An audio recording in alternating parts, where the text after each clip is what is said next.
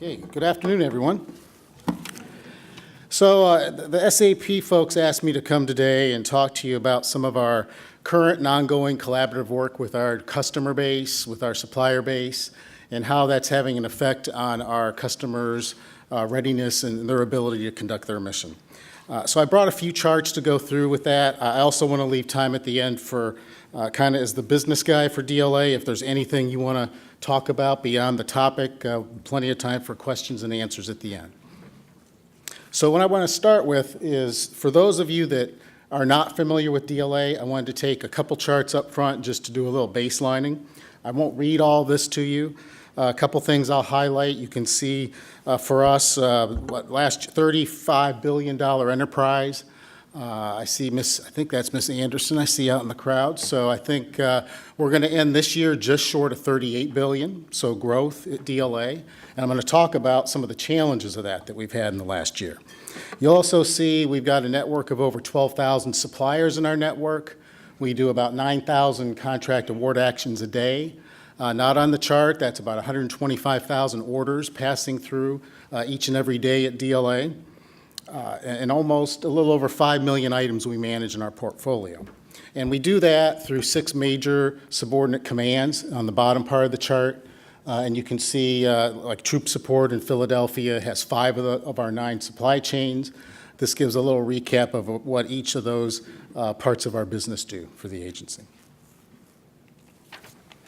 We also have, I'll say, a growing worldwide global footprint. So for those of you in the audience, I see many that are very familiar with DLA or have been over the years. We're just short of 10% of our workforce now is positioned outside the U.S. So depending on when you were last familiar with our agency, that is a growing and significant increase of how many people are positioned across the globe. The other thing I'd mentioned, at the bottom left, you see some different attributes there of our networks.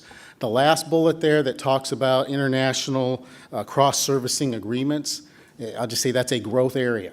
Much more of that to come in many of our different supply chains on our work with our U.S. allies going forward. And on the bottom right part, much more in the space of deployed capabilities for our agency. And one of the things I think some of you may be tracking, we are moving forward with a major contract initiative, almost like a Army log cap-like capability, where we'll have a deployable contractor workforce where we need to do things in certain parts of the world, either that we can't or don't want to be at personally, or we need to augment with speed and scale the things that DLA does. So I'd encourage our partners in the audience to watch in the next 30, 60 days. I think you'll see some major things advertised that we're looking for in that space. Okay, so next, the first, I'll say, the item I wanted to highlight to you that's happening in our agency is a major collaborative effort with our CIO and my team in the J3 and across all of our different departments in DLA is the development of an agency readiness dashboard. And so here, the one screen doesn't do it real justice. This is, I'd say, full automation of all the core aspects of running an agency like DLA. So this dashboard up and running, it covers everything from number of people across the globe, where they are at any point in time, any day. It gives, in Ms. Anderson's area, the amount of cash we have on hand at any point, our obligation authority. It gets into strategic contract actions, the status of them, and a number of things in my area from a readiness perspective. And we're using this from a governance perspective 24/7. We've established new kind of task force teams that manage the business. And we've turned our management governance into a weekly session focused around this dashboard in terms of how we run the agency. This next chart, one of the, I'll say to me, the most exciting aspects of this new capability is a major collaborative effort we did with all the military services. And so the data on the chart here is all notional, but I wanted to give you a feel for what it's been able to do for our agency. So you're looking at a notional Air Force screen. We've done this with everybody. And this has been a challenge forever for DLA to tie what we do as a logistics provider into what that means from a readiness perspective to the services. And so this chart represents a blend of DLA data and service data to bring that to life on a real-time basis. So everything we've done here is automated. It's based on feeds from the services. It is everything on the left side of the dashboard represents how the services look at DLA support. And so on there, I know it's hard to read in the audience, it gives everything from how many, for different weapon systems, how many platforms exist, how many are currently mission capable. It then breaks it down into how many are not mission capable due to maintenance concerns or issues, how many are not available due to service supply issues, and then for us, how many due to DLA support. Again, not a DLA view, but a service view of that. And then that is something we now are attacking with much more rigor in tying what we do day in, day out to what that means to probably the most important thing to our customer base. And then we tie that on the right side of the dashboard to other traditional DLA metrics of support. So huge thing for those of you that are familiar with DLA. We've talked for years about getting to a true correlation of what we do to that service readiness. So we're very excited about this. We continue to build this out. The next iteration will take this type of capability into the industrial maintenance details of what we do for the services. Okay, next I'm going to switch to another collaborative effort with our customers. And this is the idea of a demand planning collaborative summit. And so for us, I talked earlier a little bit about the growth in our business. One of the challenges here has been, and again, good problem.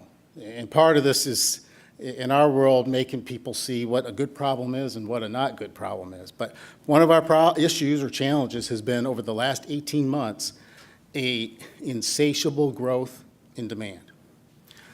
To the point where, with our SAP solutions and other partner solutions, it is outpacing all the forecasting models. So month in, month out, and we have very sophisticated, dozens of different models to fit each demand pattern. But the pace of the growth is, I'll say, outpacing the models. So this gets real tricky in terms of the confidence in when that growth is going to stop, how much of that purchasing authority of Ms. Anderson's I take day to day to load and keep increasing demand. And so one of the things we've, I'll say, emphasized then is the need to bring our service partners in and really do everything we can to find out where ground truth is on the way ahead. So you can see almost 80 people plus at DLA recently for this kind of an event.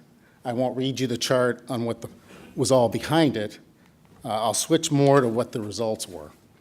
And so out of that work, the left side of this chart represents the last couple years of what that demand had been. And based on the various intelligence going forward, the right side represents, I'll say with a large degree of confidence, what that's going to be in the future. Okay, with the orange, if you can see that well enough, there are orange and gray bars on the right side of the chart, which represent operational demand in the orange and industrial maintenance increased demand in the gray. So for our supply partners in the audience, I'd say demand is not going to go down, and business is booming, and we're going to need all your support going forward.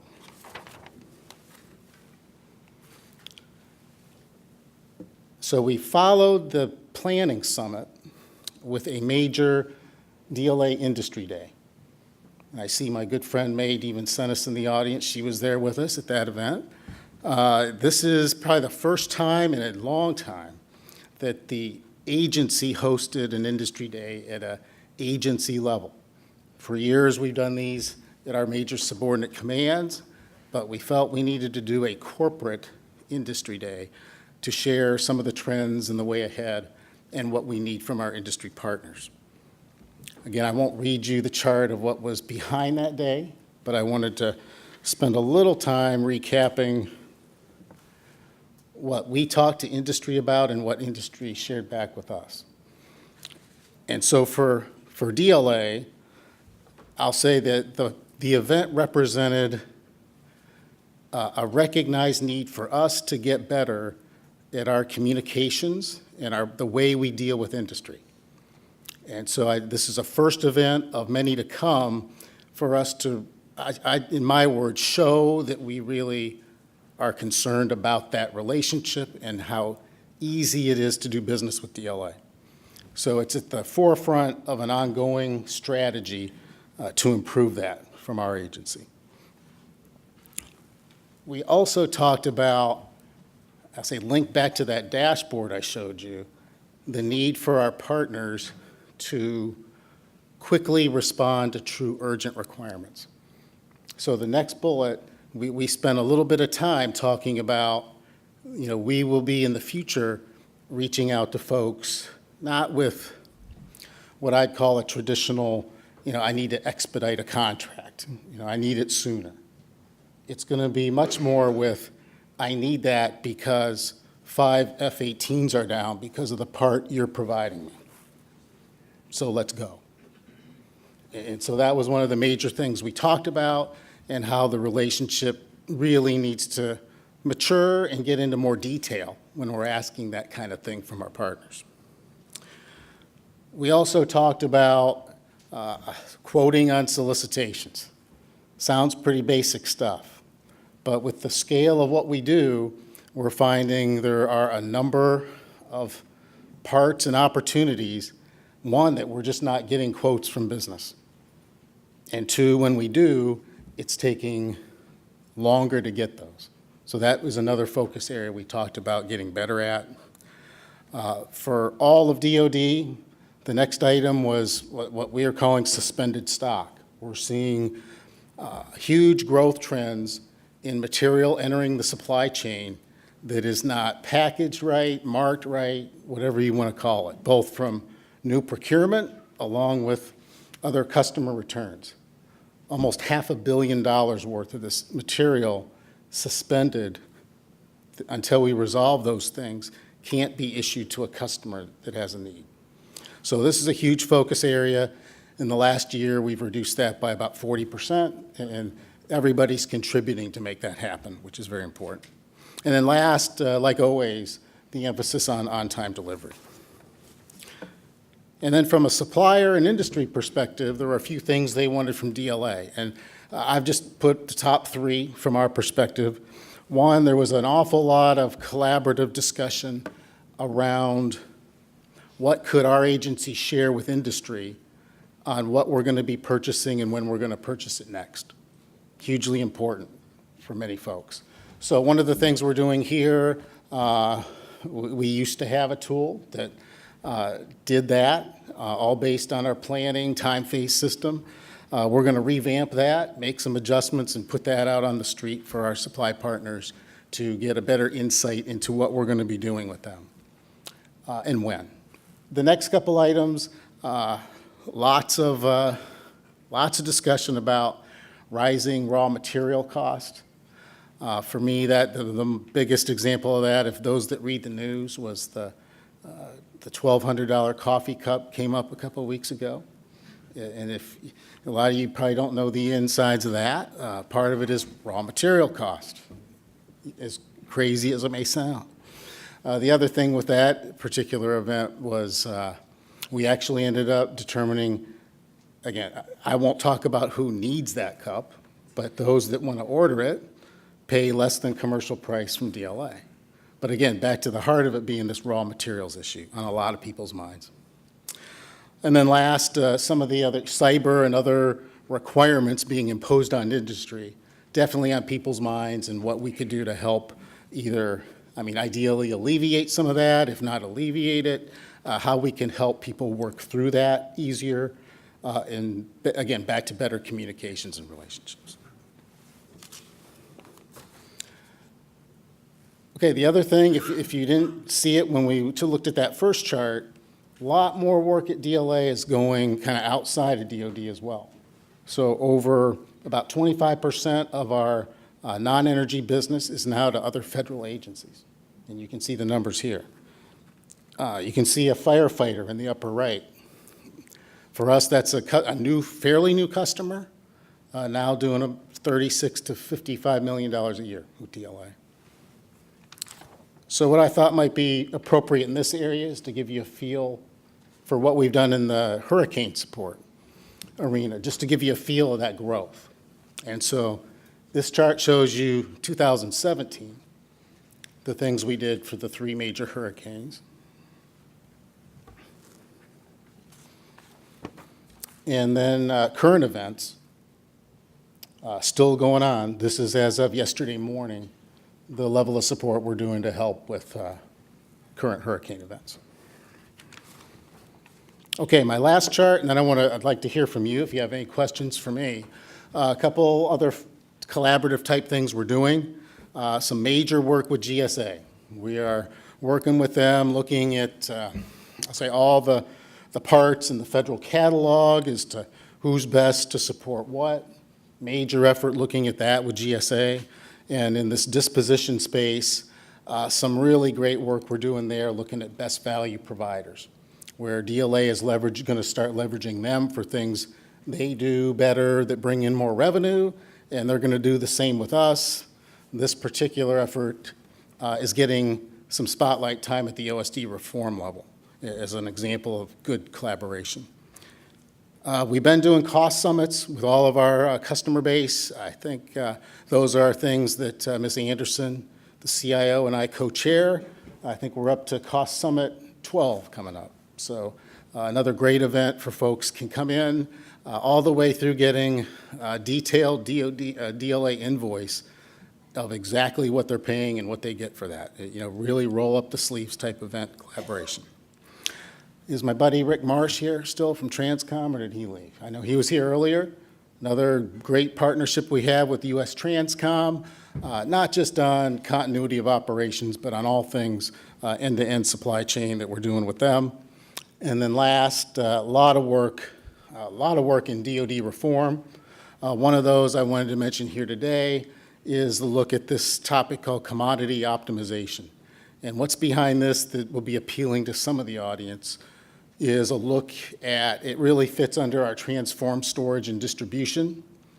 And it's a look at various commodities that we have traditionally stored in our warehouse environment, looking at where we should look to not do that and outsource most all that to industry and look at the savings there.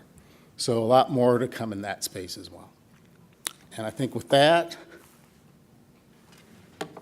I'll open it up to what's on your mind around DLA.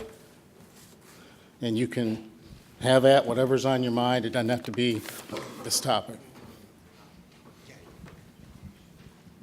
Hi, sir. I'm Steve Traver from Congressman Pierce's office. The ongoing audit of the department's books, which we're anxiously awaiting, has anything happened in your organization so far that you foresee will change the way that you manage your books as you go forward, given all this new capability? So the answer is yes, absolutely. In my area, I tell you the largest area right now deals with inventory and inventory management. And so we're seeing everything from the way we do inventory of material, and that links to gains, losses, pilferage, whatever, much more rigor in that process, and the auditors holding us to, I'll say, extremely tight standards, at least for a few years, to prove our goodness in that space. The other link to that, and even harder, is the reconciliation, where we have issues with the inventory accounting system of record all the way through to our financial records. That is hard work, and it's going to change our whole business process around the rigor we put into inventory management. So huge effort for us. This past year, it was real property management, same type of thing, from going out and doing the inventories to what's recorded on the books and so forth. Just those are a couple that come to mind, but it's permeated across the entire business and supply chain. So it will, already has, and will continue to change the way we run our agency, and I know everybody else I've talked to in DoD. Thank you, sir. Yes, sir. I think they've got a microphone coming to you.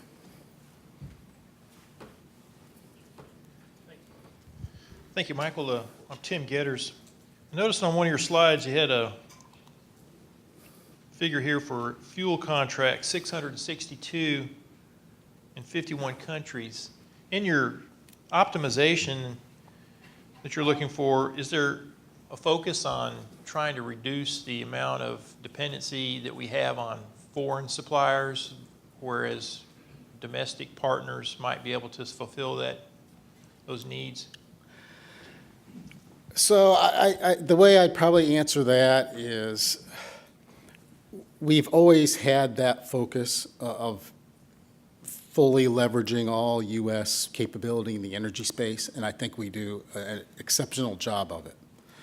The challenge more, and we do the same with small business. If you look at the DLA small business stats, this year I think we beat the goals by 5 to 6%. So I think we do really well in all that space. The issue, though, with the fuel part is there's more and more and more remote global operations we need to support. And when we look at how to do that, I'll just say in some cases, the time and speed to do that with U.S. partnerships versus reliance on allies is a huge difference. So that's why, and whether it's fuel or warehousing, you name it, I think we do see, kind of linked to Secretary Mattis's priorities, more partnerships with foreign entities, and just on lots of things. So I think due diligence, I think, and doing great on where we are using U.S. need and required to, but we will see a growth, I think, in foreign partnership. Well, a follow-up to that. We've seen over the years fuel supplies going into Afghanistan and contested environments, and has added significantly to those fuel costs on delivery and the FOBs. You know, that's why I was curious about that, because some of those suppliers might be frenemies rather than our friends. So right. So good point. I'll try to. So having worked in the energy space for many years, I'll say some of those decisions in terms of who's used to provide the fuel in places like Afghanistan directly get into international politics. Okay? So I won't sit here and name the organizations that make those decisions, but I will tell you we regularly, and did this again about 2 months ago, laid out the cost deltas. But that does play against some of the NATO partnerships and who, from a very high-level politics, want certain people part of the solution. But you can rest assured we are pushing the cost perspective. It's just some places in the world there are other reasons to do certain things. Okay? Great question.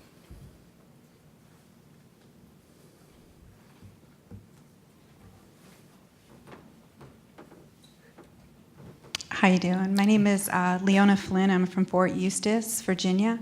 I have a couple of questions. They coincide with maintenance as well as logistics.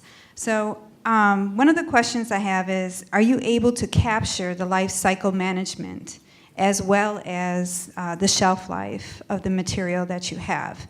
And if you're capturing that, I can drill down and say, in the maintenance field,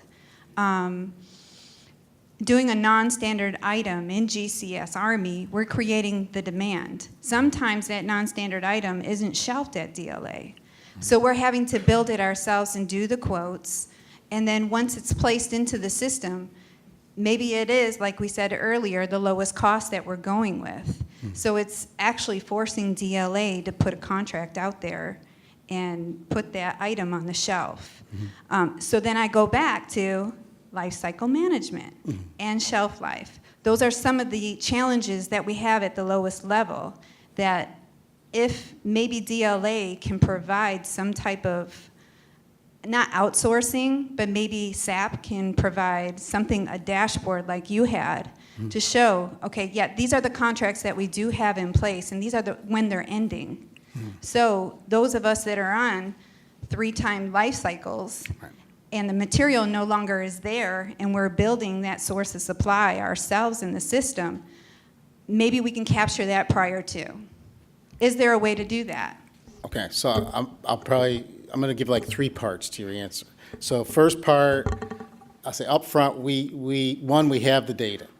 At least for DLA equities, we have the data all the way down to the inventory, what condition it is, and so forth. We need to do better to make that customer accessible, I'll say. Okay, fair enough? Back to things like the dashboard and giving people access down to that level for the specific kind of item you want to look at in order. That type of commodity is it's the first one out of the gate for that commodity optimization I talked about and solicitations on the street. So we've determined, based on life cycle cost, based on just sound logistics, on things that include shelf life and what we buy that doesn't go to use, that we're moving to a more direct support model. Now, when I say that, particularly at large maintenance sites, it's not 100% outsourced. We know we've got to keep some there for I'll say, the true whip type demand. So just one example, I think in this area, we're moving out to change the support. It's an area probably our performance lower in this area than many other commodities. So that's going to be a major change. That's going to be awarded in February, and the customers will start seeing a magnitude shift change to the good. My final part would be a plug back to Army. Okay, more we can do in maintenance that we're doing with some others, and we're working that as part of reform that can take it to an even higher level. Thanks for the question.